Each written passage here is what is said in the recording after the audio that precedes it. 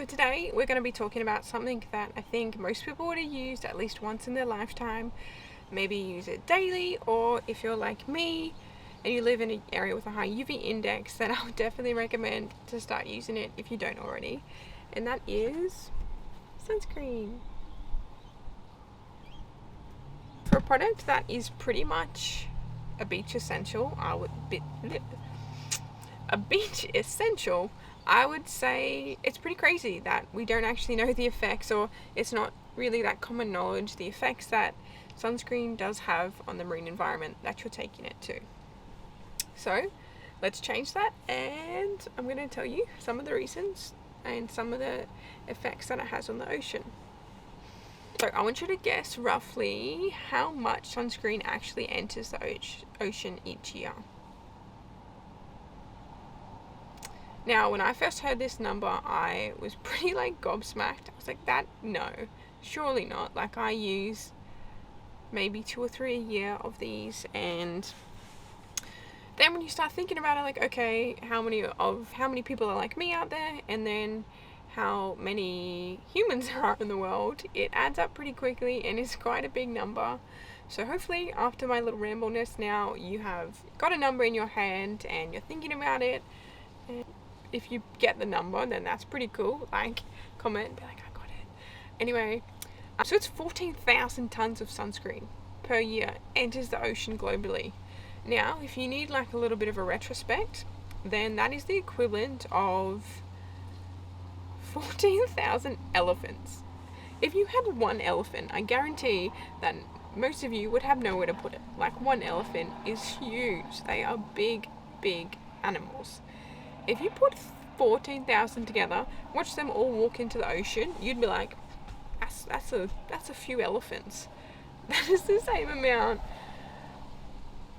of sunscreen that enters the ocean each year, which is crazy. That is an obscene amount. So no wonder why it's having effects on the ocean and ecosystems in the ocean. So what is it actually doing to our oceans though? So studies have shown that the synthetic chemicals put into sunscreens are really toxic to corals and marine life. So they are causing detrimental damage to coral reef ecosystems. So the chemicals do this by inducing bleaching. They are changing the longevity and livelihood of young corals, and they are creating deformities in corals, whereas they kind of encapsulate around themselves and then they can't grow anymore. Reduce the growth of green algae. They reduce the fertility and reproductive rate of fishes. So you're thinking, okay, so it has an effect on the environment around the marine life. It affects the marine life and it affects the reproduction rate of the marine life.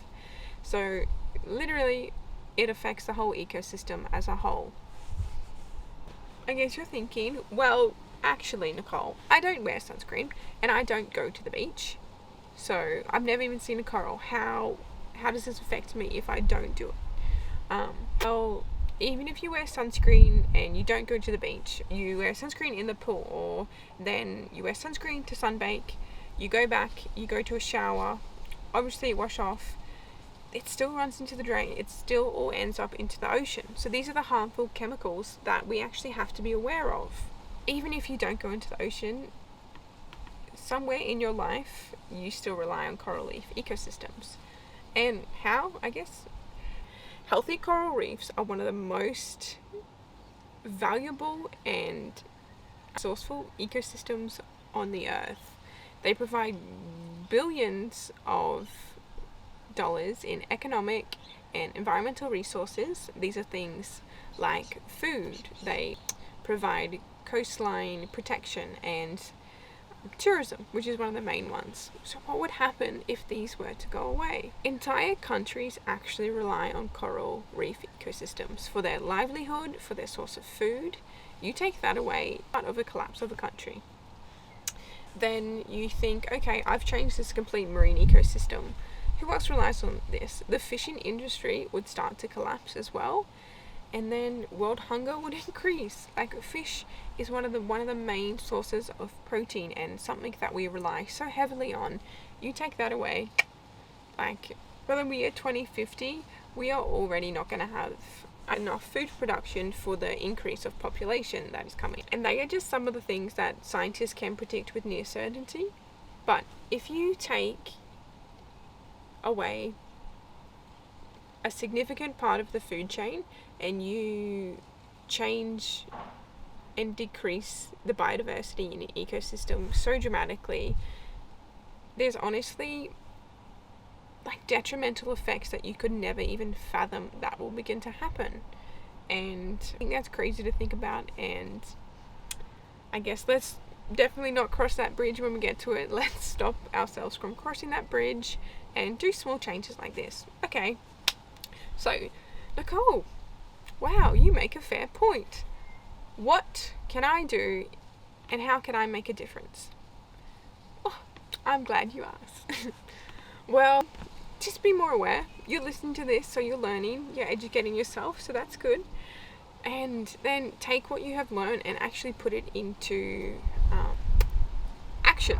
That's the word I'm looking for.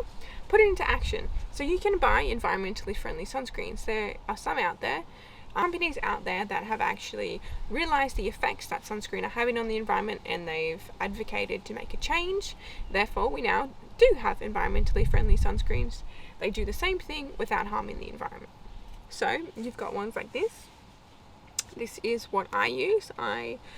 It's called Feel Good Ink. It is made in Australia. So when I buy products, I try and keep them local or in the same country that I live in, because I think that's a really good thing to promote and another way to be sustainable. So you're not kind of, I guess, like all the shipping and everything, that all adds up. If it's from where you are, definitely get that. So this is what I use. I use the zinc for when I go surfing, and then the sunscreen just for like everyday use and stuff like that. So that's a really good brand that I would recommend to use, especially if you're in Australia. If you're not, Google your closest one or what companies around you actually have started making environmentally friendly sunscreen. So that's one way to make a change. The other way, look at all the ingredients of stuff that you're buying. The main ingredient that we're trying to steer clear on is oxybenzone. So this ingredient has actually already been banned in Hawaii. However, the rest of the world, what does that even mean? The rest of the world is yet to follow suit. So yeah, you can do things like get environmentally sunscreen, look at the ingredients, wear a hat when you go out in the surf, steer clear of these ones actually. So this is an aerosol sunscreen. I don't understand it.